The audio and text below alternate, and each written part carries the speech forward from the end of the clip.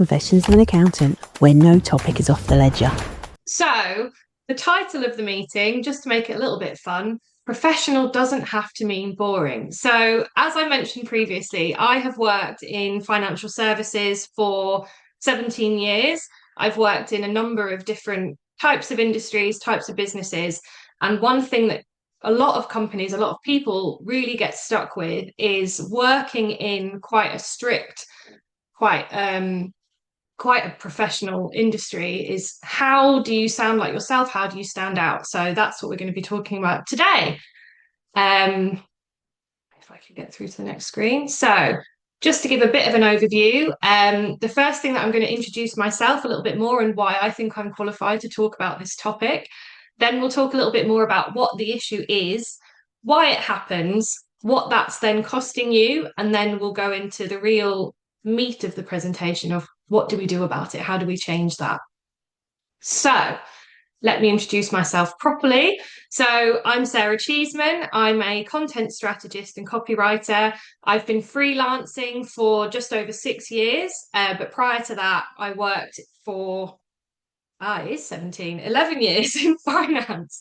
I worked in startup e-money companies. I worked in really, really large scale corporations, insurance, tax, pretty much anything that you can think of. I have worked in that industry.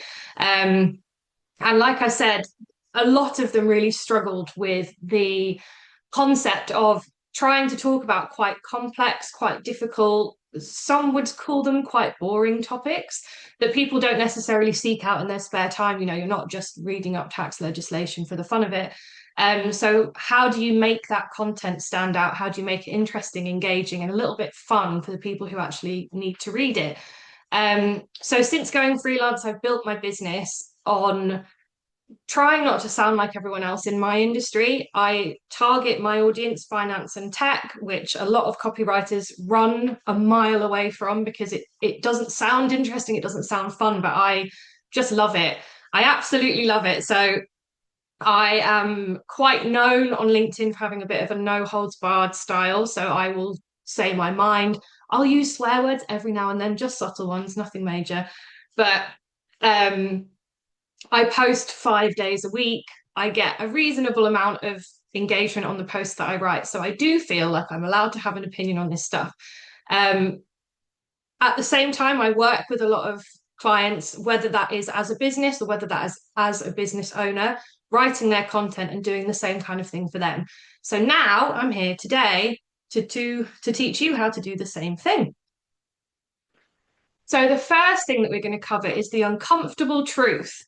Most accountant marketing, most finance marketing sounds very, very similar. You have the same tones, you've got people using the same voices, the same phrases. Everyone has a very professional voice. They don't really want to be the person with their head above the parapet, sounding really, really different. If you look at their websites, you look at their LinkedIn pages, they have different logos, they have different fonts, they have different colors that they use. But if you take all of that away, a lot of it looks and sounds the same. And the issue we have there is if everyone sounds the same, how do you stand out? What reason do people have to actually pick you and to work with you? The good news is that it's not your fault. There's a reason why this happens. So there's a few things that we've touched on already, but a lot of people have a fear of looking unprofessional. They're really, really scared that if they're the person who is talking their mind and saying this and saying that, that people are going to look at them and say, I'm not going to work with that person because they're not professional enough for me. The likelihood of that happening is very, very slim, by the way. There is also a lot of fear around compliance and regulation. So as I mentioned before, I've worked in companies that are FCA regulated. I've worked in places where every single post that you put on your social media has to be signed off by the legal and compliance teams. And it is really, really tough to get your voice out without kind of losing the actual information that you need to be saying. The next one is companies or people who say, you know, this is how it's always been done. This is how our business has always done it. This is how, you know, the finance market as a whole has always done it. Why should I be the one to do something differently? If it's working for everyone else, let's just keep it all the same. This is how we've always done it. I'm going to keep doing it that way. Another one that a lot of people don't recognize as much is writing for your peers rather than your clients. So you're writing about concepts and legislation where you're almost assuming a level of understanding or interest. You're writing for people who already know this stuff, where you want to be paring it back a little bit and thinking, my end user, my client, do they actually have an understanding of this? Are they interested in this? So those are the people you want to be writing for, not the people who might already understand it. And another thing that I see quite often is you've got the wrong people writing it. This is something that's certainly something I see in businesses, more likely when you have a small marketing team. Things like social media and blog writing often gets passed down to junior members of staff who don't necessarily have the experience or the understanding or the confidence to write about these topics in a way that actually brings them to life. So they're shrinking almost, they're shrinking the information and just putting it out in the barest possible way. And it's just not bringing it to life in the way that you want it to. So when this happens, it means that your content likely will be ignored or be skimmed. And the crux of it is, yes, it's polite, yes, it's professional, and it's correct. And those are all really, really important things. But they are also completely forgettable. You know, your LinkedIn posts aren't going to be saved. Your blog posts aren't going to be sent over to someone else to read. They're not going to be shared. They're going to read it and just completely forget about it. So obviously that's not where we want to be. So what is this costing you? So the whole point of marketing, let's bring it back to the reality. The whole point of marketing is to promote yourself. It's to promote not just your business, your services, what you do, but it's also to promote yourself. You know, who are you? What's your experience? What's your background? Why should someone pick you? You know, why is it that someone's going to see what you've written and said, that's the person that I want to speak to? If you're not doing those things, if your content is forgettable, as we've just mentioned, you're going to see a lot less inbound. You're going to see more price comparison as well, because if everyone's content looks the same, the only thing that they can really compare you on is price. And that's not necessarily where we want to get to. You don't just want to be the cheapest, you actually want to be the best and offer the best service for whatever price you sell that at. You're then going to be having harder sales conversations. People are coming to you at a lot less warmed up level. If they don't necessarily know who you are, they don't have a little bit of rapport going with you already just from reading your posts or looking on your website, it's going to make the initial conversation harder. So like I mentioned before, I post on LinkedIn 5 times a week. I have a newsletter on LinkedIn that goes out every week as well.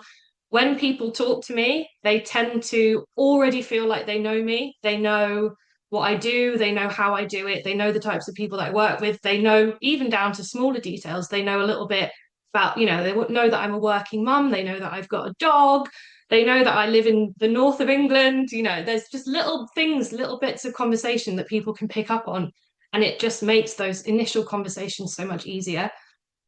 And also, I've gone past myself here, but you're just going to be seen as another accountant, another bookkeeper, another person in finance. You know, you're just not standing out. And I think that is where a lot of people really struggle. So let's get into the most exciting bit. What can you do about it? So we've explained the problem, we've explained how it's happened. We're kind of making sense of that. So what is it that people who stand out do that makes them different, that makes people contact them, I suppose? So as we mentioned before, they write more for their clients than they do their peers. They speak to them on the level that their clients want to meet them at. They focus on business owners and they focus on founders, but they focus on humans. So they know who their audience is. They know what it is that those people are looking for. They know their issues. They know the things that are going well for them. They might know a little bit more detail. You know, are they talking to women? Are they talking to a certain age range? Are they talking to certain business owners, certain industries?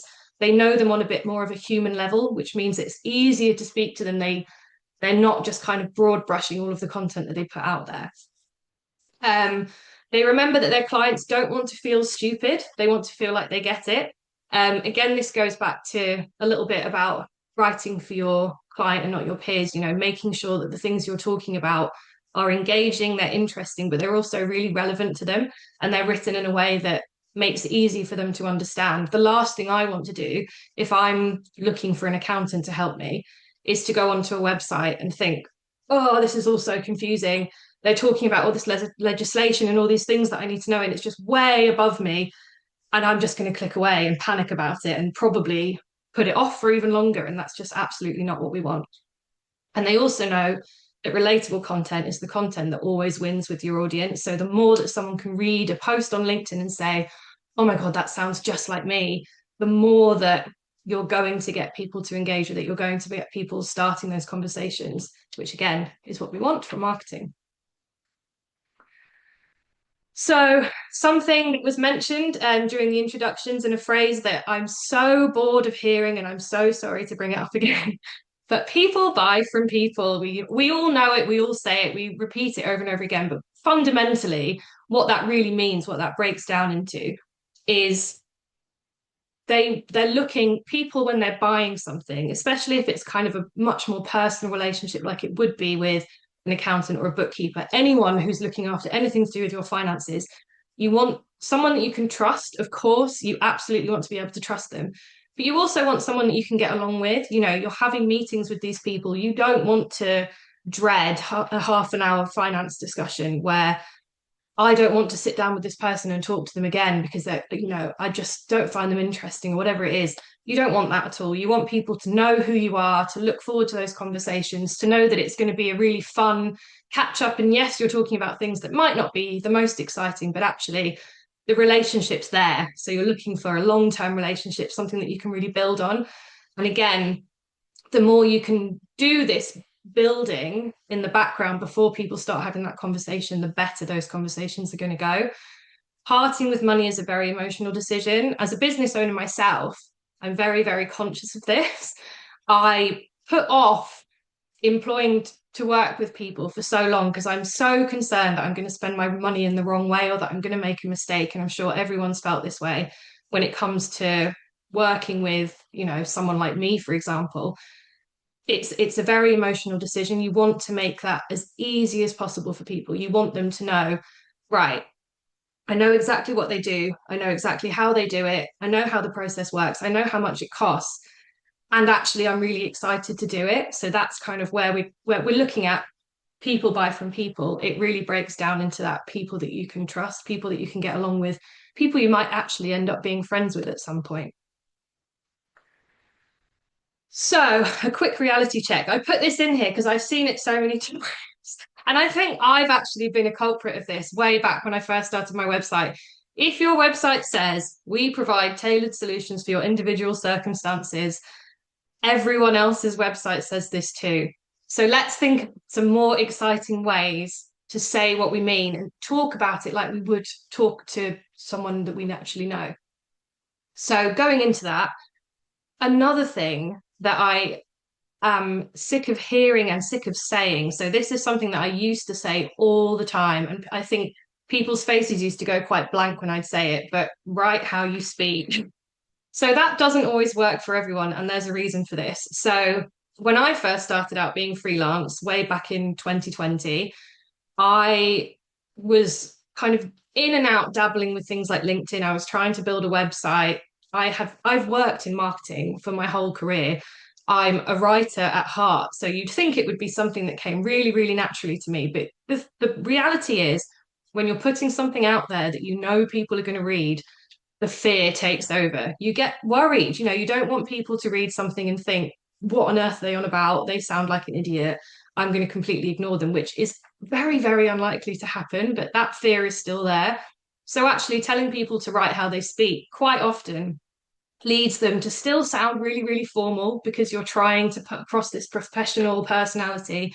You really overthink what you're saying. You might go back and edit it 100 times and still not be happy with it.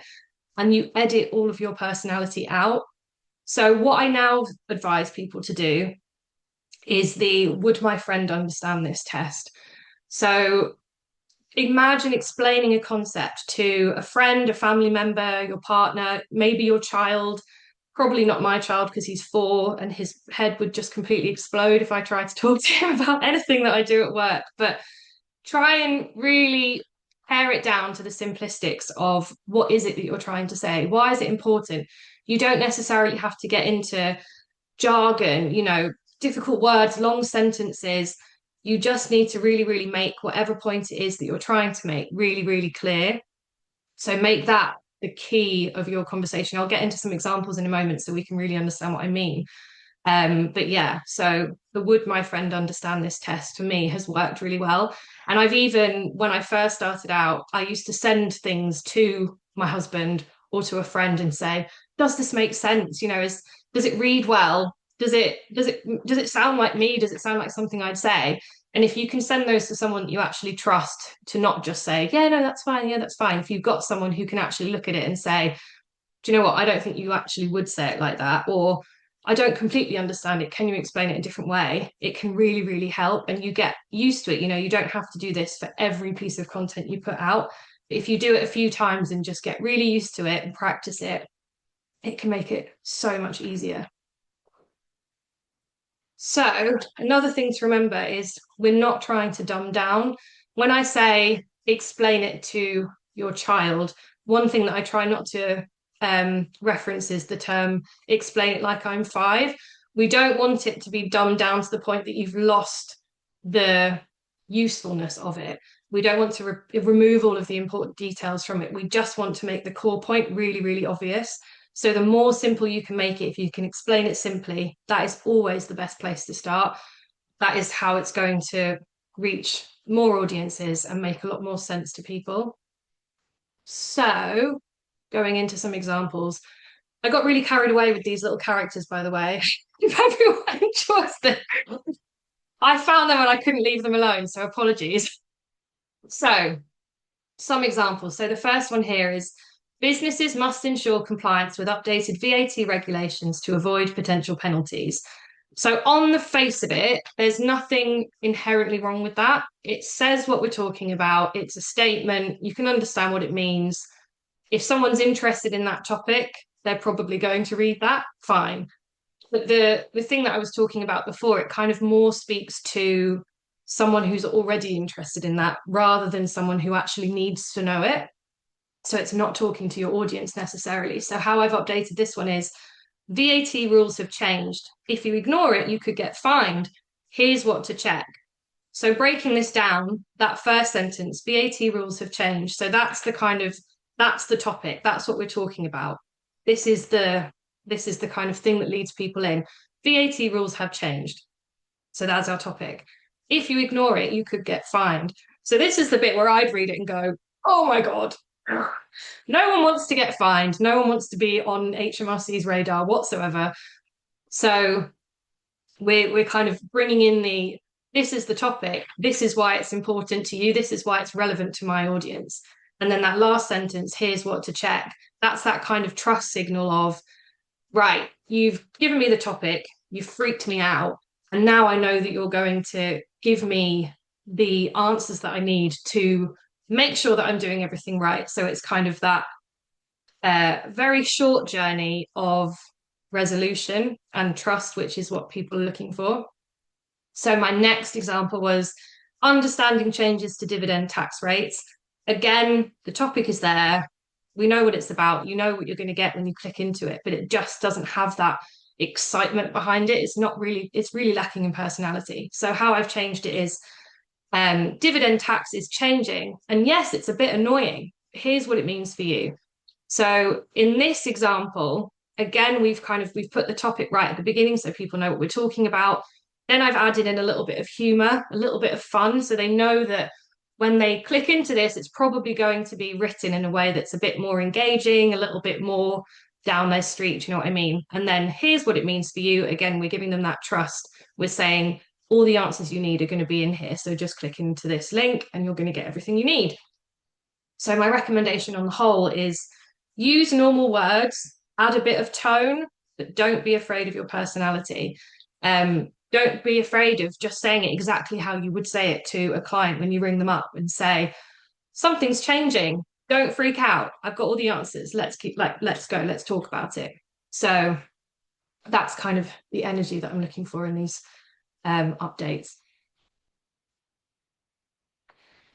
So another thing that I always try and speak to people about is that your clients, and not just your clients, but everyone in the world really, your clients only really care about one thing, which is themselves, which is their own issues.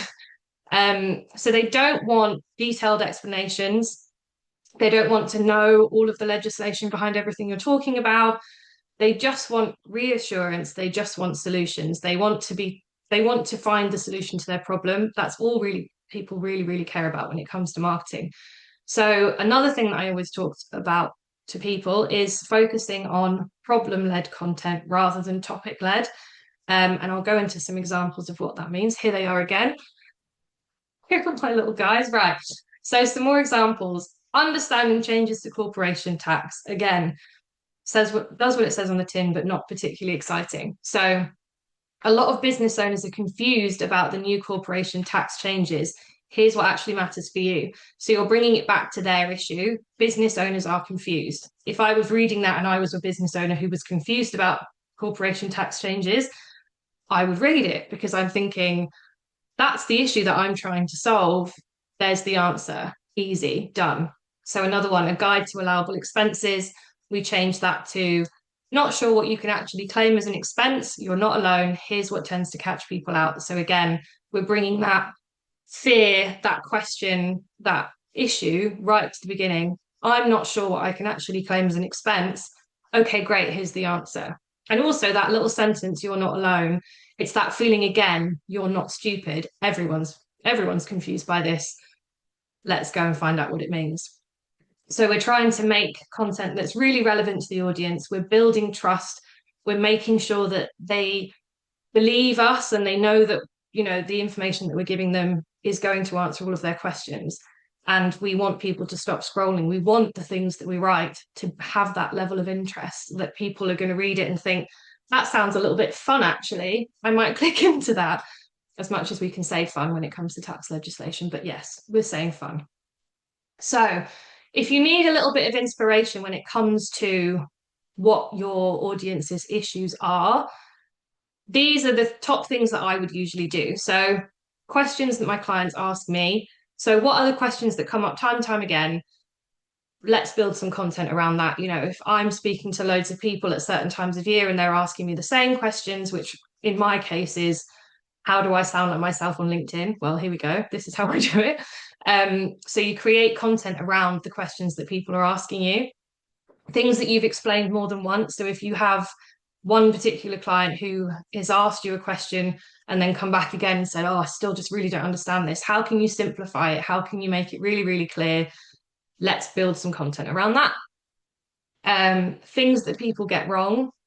I actually have a personal example of this with making tax digital, which has been an absolute whirlwind for me because I thought that I had to do it in this financial year that was just ending, and I was panicking and I was trying to set all of these things up, and I was going on HMRC webinars, which I don't recommend, and I was Googling and I was on all sorts of different websites, and I ended up, which I'm ashamed to admit, I ended up on ChatGPT and just said, am I doing it for this tax year or am I doing it for next tax year? Someone please tell me. And I got my answer and I'm all sorted now.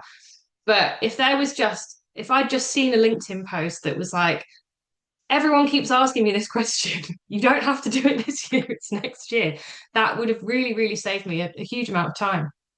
And then just common frustrations, things that come up time and time again, things that annoy people, things that they find confusing. Just create some nice, easygoing content around those sorts of things. That's always where I start.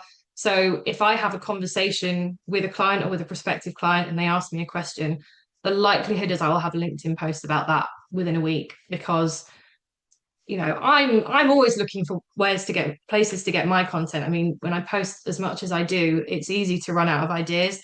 So they're your best source of inspiration, is the people that you speak to.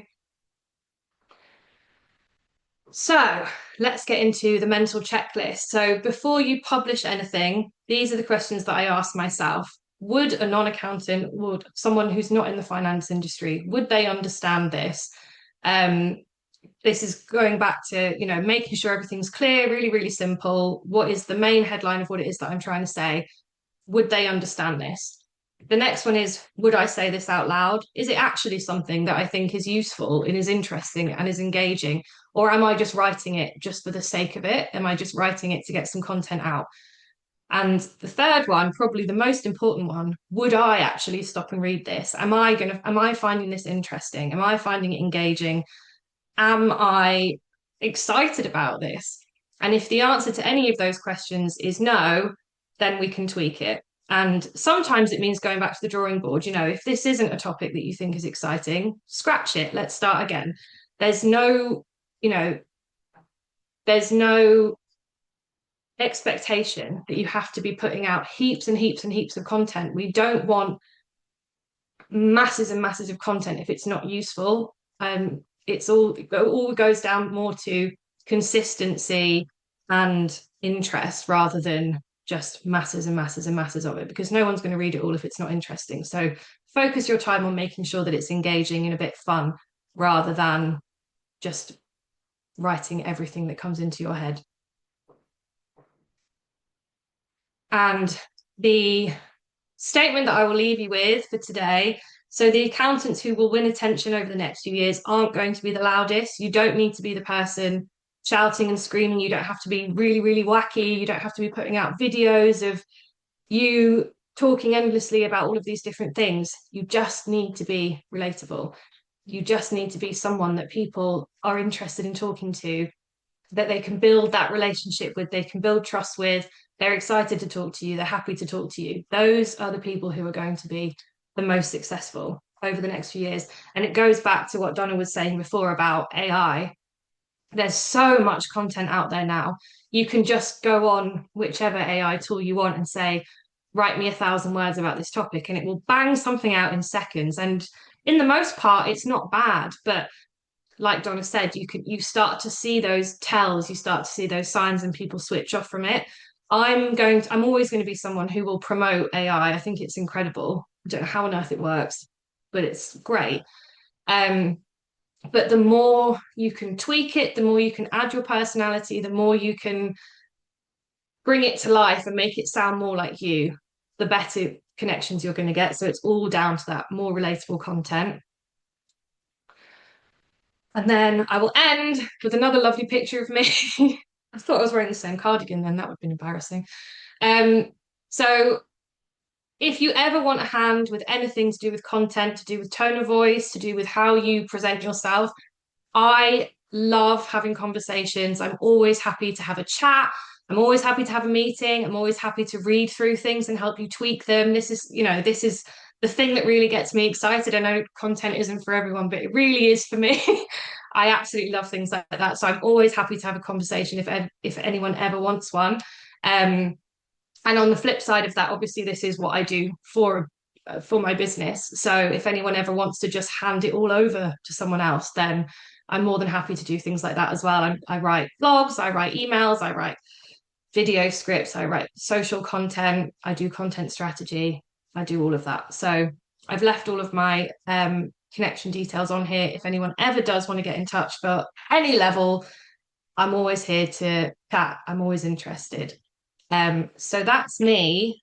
And if anyone has any questions, I did actually meant to say at the start, I was going to say if anyone wants to jump in at any point, they're more than welcome to, but I never did.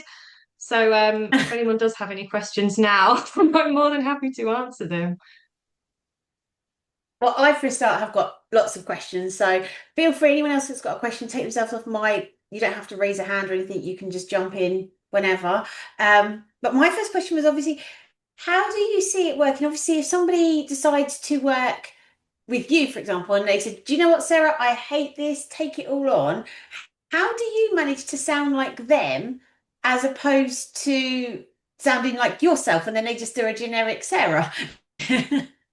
That is a very good question. And actually, that's a question that I get quite a lot when I speak to people. So the way that I write content, especially when it comes to personal content. So if I'm writing LinkedIn posts for one of my clients, for example, the way we work is that we actually have a recorded conversation once a month. I come prepared with a list of questions, they come prepared with a list of things they want to talk about, and we just have a very free and open conversation for an hour or so.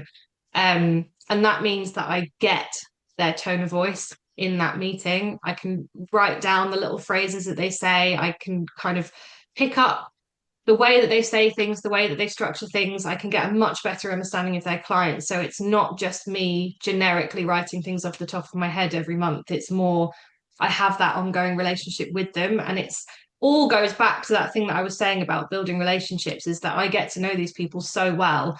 I speak to them so regularly that actually I kind of learn how to write like them, which gets complex sometimes. But yeah. You have to put the person's hat on effectively and go, hang on, today I'm going to be Steve and I'm going to be talking about wills. Yeah, exactly that. And there's a lot of research. Obviously, there's a lot of research involved. I do have to talk about and learn about topics that I have absolutely no concept of initially. But then sometimes I think that actually puts you in a much better position, because I'm then the audience. You know, if the Yeah. more information I know, the more I know about something, actually, I find it harder to write about in a more simplistic way. So I actually find it harder to write for myself than I do for my clients, because I'm their target audience and I'm saying, right, what is Yes. it about wills that I need to know? These are the things that I want to know, and this is how I'm going to write about them. So it makes it a little bit easier. Oh, that's really good. And what would you say, obviously, is there a list of specific, you have to be on LinkedIn, you have to be on Insta, you have to be on TikTok? Is there specific platforms you would say, do you know what, in the kind of industry you're in, these are the places you have to be, or is it very much dependent on the person themselves? Yeah, I mean, I think it's a mix. So when I started out, I had Facebook, Instagram, and LinkedIn all for my business. And I found that it was really, really hard not only to flip between, because they all had different audiences, um, to flip between the content of what I thought was going to be relevant for this audience on this platform. And then I had to write another post for this audience on this platform. So I ended up paring it all back and just went to LinkedIn, because for my audience, which is generally founders, business owners, and then in the wider scope, like heads of marketing, heads of content who outsource things to me, they are on LinkedIn. So my audience, that's where they are. So that's where I am. And Yeah.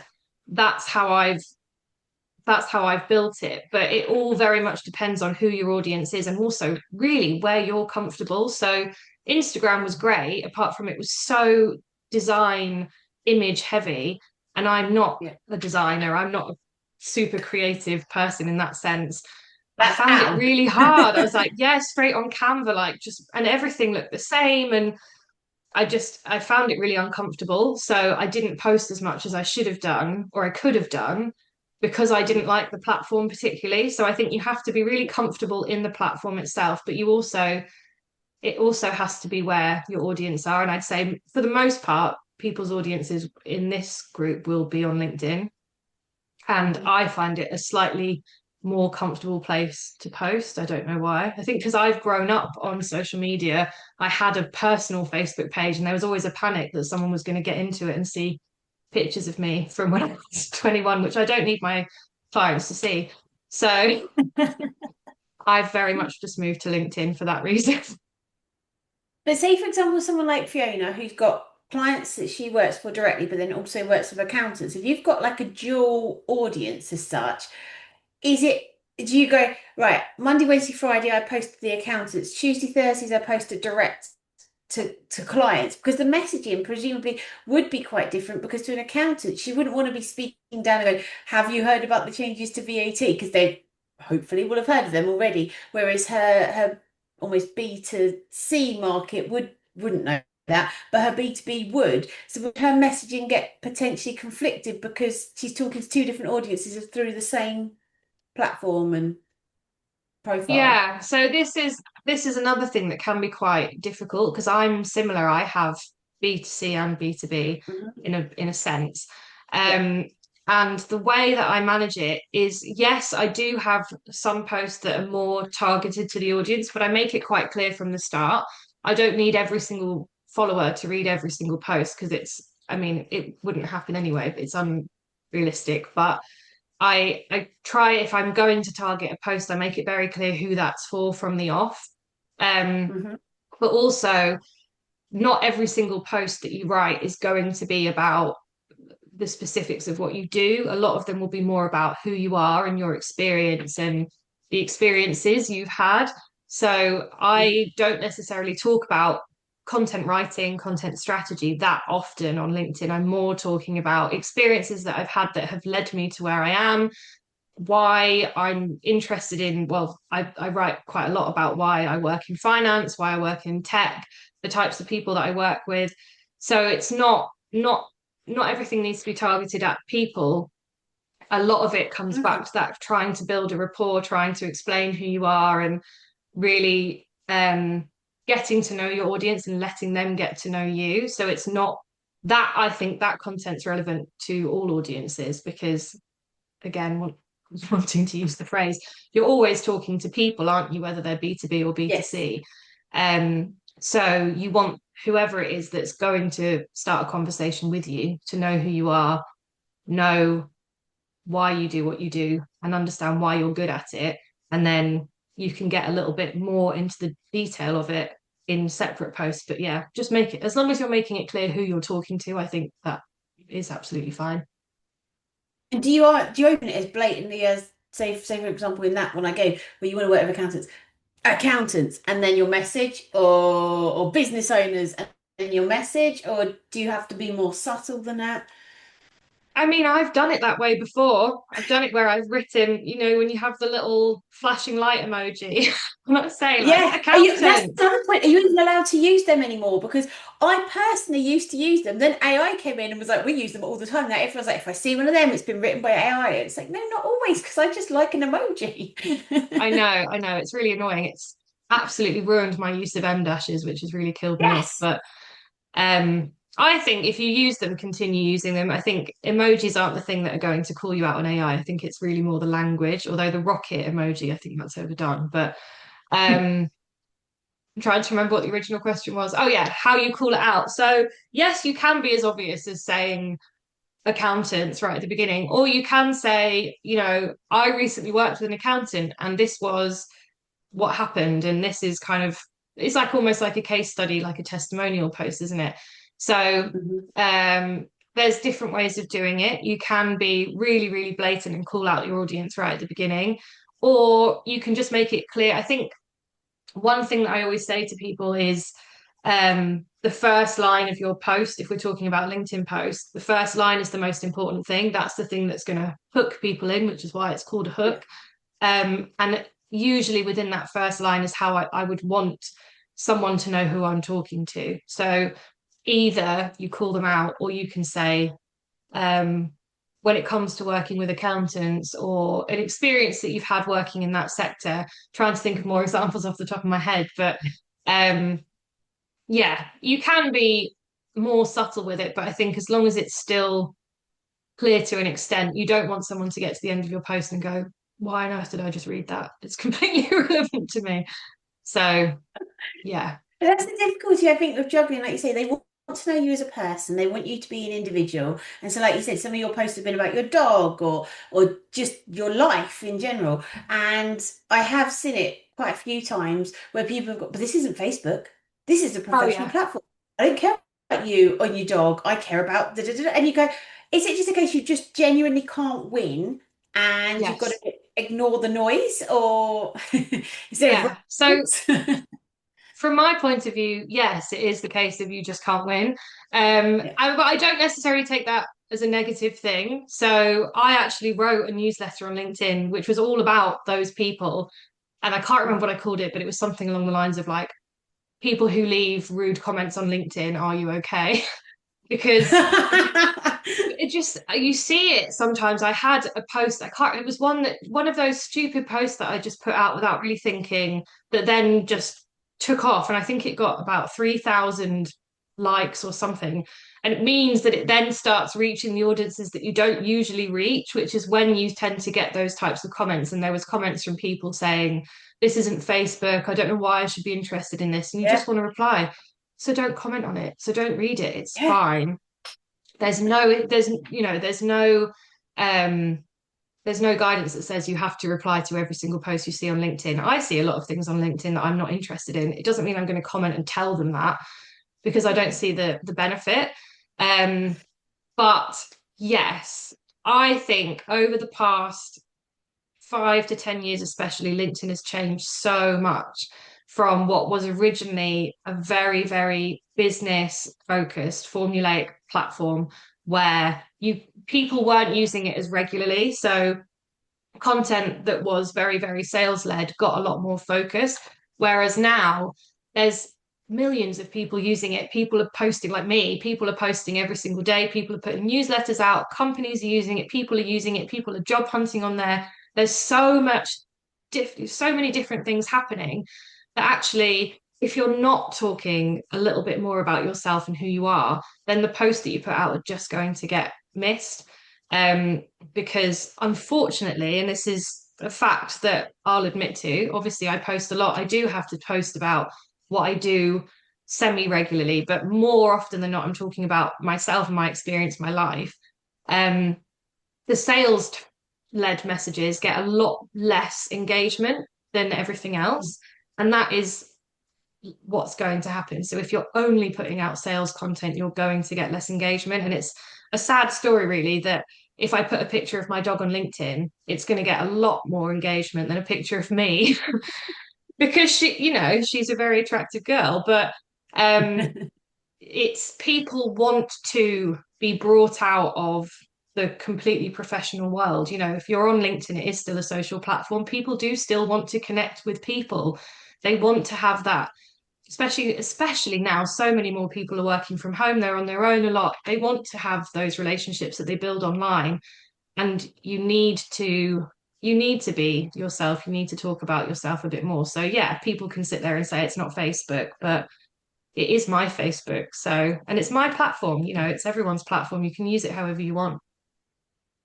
And final question from me: do you think every post requires a photograph or an image or something more than just writing? Because I've always been told if you haven't got something eye-catching, like you say, a beautiful picture of your dog or whatever it may be, that it's just not going to stop people scrolling. What's your view on that one?